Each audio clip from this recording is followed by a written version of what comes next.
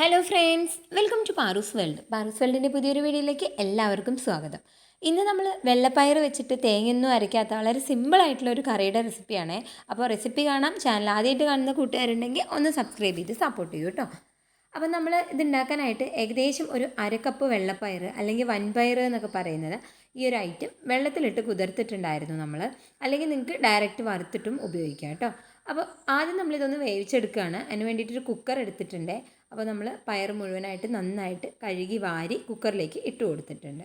ഇനി ആവശ്യത്തിനുള്ള ഉപ്പും അതുപോലെ തന്നെ മഞ്ഞൾപ്പൊടിയും വെള്ളവും കൂടെ ഒഴിച്ചിട്ട് നമ്മളിതൊന്ന് നന്നായിട്ട് വേവിക്കുക എന്നുള്ളതാണ് ആദ്യത്തെ സ്റ്റെപ്പ്. അപ്പോൾ എന്തായാലും നമ്മൾ ഇതൊന്ന് വേവിച്ചെടുക്കട്ടെ. കുക്കറിലായതുകൊണ്ട് എളുപ്പത്തിൽ നമ്മുടെ പയർ വെന്തിട്ടുണ്ട്. ഇനി അടുത്തതായിട്ട് നമ്മൾ അടുപ്പത്തേക്ക് ഒരു ചട്ടി വെച്ചിട്ടുണ്ട് കേട്ടോ. ഒന്ന് ചൂടായി വരുന്ന സമയത്ത് നമ്മളിതിലേക്ക് ഏകദേശം ഒരു നൈസായിട്ട് അരിഞ്ഞിട്ടുള്ള ഒരു സവോളയും ഒരു വലിയ തക്കാളി 2 പച്ചമുളക് ഇത്രയും എടുത്തിട്ടുണ്ട്. അപ്പോൾ ചട്ടി ചൂടായിട്ട് വന്നിട്ടുണ്ട്. നമ്മളിതിലേക്ക് ആവശ്യത്തിനുള്ള എണ്ണ ഒഴിച്ച് ചൂടായിട്ട് വരുമ്പോൾ നമ്മൾ നേരത്തെ എടുത്തു വെച്ചിട്ടുള്ള സവോള ചേർത്ത് കൊടുക്കുകയാണ് കേട്ടോ. അപ്പോൾ സവോള ചേർക്കുമ്പോൾ ആയിട്ട് വഴന്ന് വരാൻ വേണ്ടിയിട്ട് ഉപ്പ് ചേർക്കണം എന്നുള്ളത് ഏത് ചെറിയ കുട്ടിക്ക് വരെ ഇപ്പോൾ അറിയാം അല്ലേ.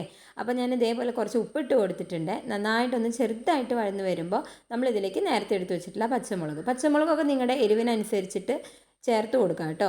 അപ്പോൾ നമ്മൾ പച്ചമുളകിൻ്റെ എരിവ് കൂടുതൽ ഇഷ്ടപ്പെടുന്നവർക്ക് അത് കൂടുതൽ ചേർത്ത് മുളക് പൊടി കുറച്ചൊക്കെ ചേർക്കാം. അപ്പോൾ ഞാൻ നന്നായിട്ട് വഴറ്റിയെടുത്തിട്ടുണ്ട്. ഇനി നമ്മൾ നേരത്തെ നീളത്തിൽ അരിഞ്ഞു വെച്ചിരിക്കുന്ന തക്കാളി ഇട്ട് കൊടുക്കുകയാണ്. നീളത്തിൽ അരിയുന്നതെന്ന് വെച്ചാൽ നമുക്ക് പെട്ടെന്നൊന്ന് വഴന്നു വരാൻ വേണ്ടിയിട്ടാണ് കേട്ടോ. അല്ലാതെ അതിൻ്റെ ഷേപ്പിലൊന്നും പ്രത്യേകിച്ച് കാര്യമില്ല. നമ്മൾ നന്നായിട്ട് ഇതേപോലെ ഒന്ന് ഇളക്കി കൊടുത്തു. ഈ സമയത്ത് നമ്മുടെ പയർ നമുക്കൊന്ന് തുറന്ന് നോക്കാം.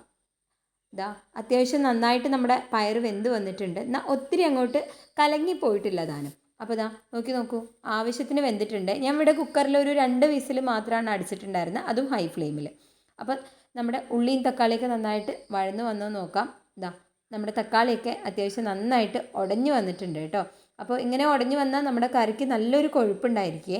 ഇനി അടുത്തതായിട്ട് നമ്മൾ ഇതിലേക്ക് ആവശ്യത്തിനുള്ള പൊടികളാണ് ചേർത്ത് കൊടുക്കുന്നത്. വലിയ കാര്യമായിട്ടുള്ള പൊടികളൊന്നും നമ്മൾ ചേർക്കുന്നില്ല. കുറച്ച് മഞ്ഞൾപ്പൊടി, എരിവിന് ആവശ്യമായിട്ടുള്ള മുളക് പൊടി, അതുപോലെ തന്നെ മല്ലിപ്പൊടി, ഇത്രയും മാത്രമേ നമ്മളിതിൽ ചേർക്കുന്നുള്ളൂ. നന്നായിട്ട് മൂപ്പിച്ച് കൊടുത്ത ശേഷം നമ്മൾ നേരത്തെ വേവിച്ച് വെച്ചിട്ടുള്ള നമ്മുടെ വെള്ളപ്പയറുണ്ടല്ലോ, ഇതിലേക്ക് വെള്ളത്തോടു കൂടെ നമ്മൾ അങ്ങോട്ട് ഒഴിച്ച് കൊടുക്കുകയാണേ.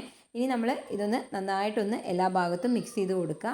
ഈ ഒരു സമയത്ത് നമ്മൾ ഉപ്പ് കുറവുണ്ടെങ്കിൽ ചേർത്ത് കൊടുക്കുക കേട്ടോ. അതുപോലെ കുറച്ചും കൂടി ഗ്രേവിയോട് കൂടിയാണ് നിങ്ങൾക്ക് കറി വേണ്ടതെന്നുണ്ടെങ്കിൽ ആവശ്യത്തിന് വെള്ളവും ചേർക്കാം. ഇതിൻ്റെ ഒപ്പം ഞാൻ ഒരു 2 അല്ലി വെളുത്തുള്ളി ചതച്ചത് ഇട്ട് കൊടുക്കുന്നുണ്ട്. നമുക്ക് ഗ്യാസിൻ്റെ ചെറിയ പ്രശ്നങ്ങളൊക്കെ ഉണ്ടെങ്കിൽ പെട്ടെന്ന് മാറിക്കോളും. ഇനി ഈ കറിയിൽ നന്നായിട്ട് തിളപ്പിച്ച് കുറുക്കി എടുക്കണം. കുറുക്കുക എന്ന് പറയുമ്പോൾ നമ്മുടെ ഗ്രേവി നല്ല തിക്കായിട്ട് വരുന്ന ഒരു സ്റ്റേജ് വരെയാണ് നമ്മൾ ഇതിനെ തിളപ്പിച്ചെടുക്കേണ്ടത്. അപ്പോൾ പുളി വേണ്ടവർക്ക് പുളിയും ഒഴിച്ചു കൊടുക്കാം. ഞാൻ എന്തായാലും പുളിയൊന്നും ചേർക്കുന്നില്ല. ഇനി ആവശ്യത്തിന് നമ്മൾ കറിവേപ്പിലയും കൂടി ഇട്ട് കൊടുത്തു. കുറച്ച് വെളിച്ചെണ്ണയും കൂടെ ഒഴിച്ച് കഴിഞ്ഞാൽ നമ്മുടെ കറി ഇവിടെ റെഡിയാണ്. വളരെ സിമ്പിളായിട്ട് നമുക്ക് തേങ്ങയൊന്നും അരയ്ക്കാണ്ട് ഇത്രയും എളുപ്പത്തിലൊക്കെ ഒരു കറി ഉണ്ടാക്കുക എന്ന് പറഞ്ഞാൽ നമ്മുടെ രാവിലത്തെ തിരക്കിൻ്റെ ഓട്ടപ്പാച്ചിലുകളിൽ ഇത് വളരെ എളുപ്പമാണല്ലേ. അപ്പോൾ കറി എല്ലാവർക്കും ഇഷ്ടമായി എന്ന് വിചാരിക്കുന്നു. ഇഷ്ടപ്പെട്ട കൂട്ടുകാരുണ്ടെങ്കിൽ ലൈക്ക് ചെയ്യുക, ഷെയർ ചെയ്യുക. സബ്സ്ക്രൈബ് ചെയ്യാത്തവരുണ്ടെങ്കിൽ സബ്സ്ക്രൈബ് ചെയ്ത് സപ്പോർട്ട് ചെയ്യുക. അപ്പോൾ വ്യത്യസ്തമാർന്ന മറ്റൊരു വീഡിയോയുമായിട്ട് നമുക്ക് വീണ്ടും കാണാം. Thank you for watching.